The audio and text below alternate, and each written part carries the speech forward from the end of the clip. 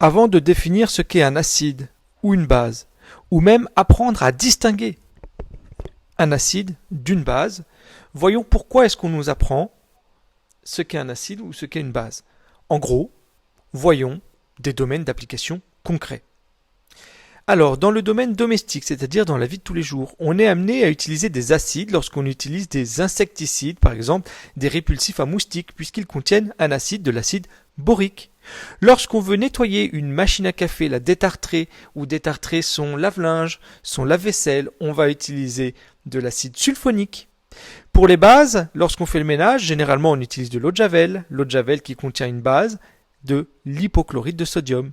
Lorsqu'on a un évier bouché, on utilise souvent un déboucheur de type Desktop qui contient une base très puissante, de l'hydroxyde de sodium. Voyons maintenant les domaines d'application des acides et des bases dans l'industrie.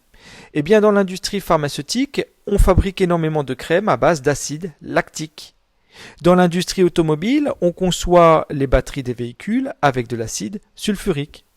Quant aux bases, eh bien dans l'industrie agroalimentaire, avec de l'ammoniac, on fait des engrais. Et pour le traitement des eaux usées, on utilise comme base de l'hydroxyde de calcium. On pourrait aller plus loin dans les exemples. Exemple d'acide, l'acide désoxyribonucléique, l'ADN. Autre exemple d'acide, l'acide citrique, qui est un additif alimentaire. Dernier exemple d'acide, l'acide acétylsalicylique, qui est le principe actif de l'aspirine.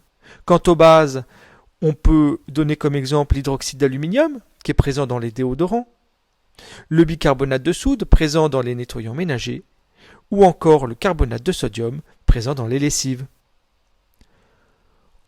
En gros, vous l'aurez compris, les acides et les bases sont présents partout, dans tous les produits que nous consommons ou que nous utilisons de la vie quotidienne, mais aussi de l'industrie.